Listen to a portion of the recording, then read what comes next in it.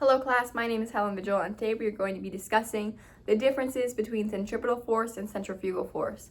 Both of these forces relate to circular motion. Centrifugal force is the result of centripetal force. So centrifugal force we actually consider to be a fictitious force because it's not the reason you're turning, it's how you feel when you're turning.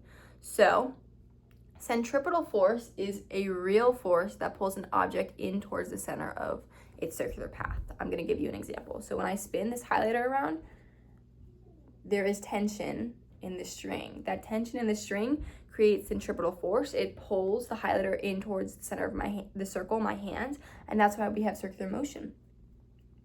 So centripetal force and thus circular motion can also be caused by friction between the road and your tires when you turn a bicycle or a car in a circle.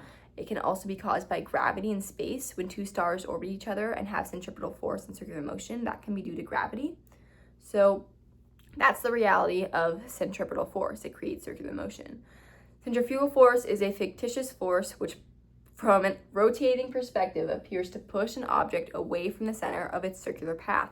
So as I swing this highlighter around, even though I know centripetal force says it's pulling in towards the center of the circle of my hands, it kind of feels like it's pulling away from me, and it might also look like it's pulling away from me, and that's just the reality of what I'm feeling because my hand is rotating.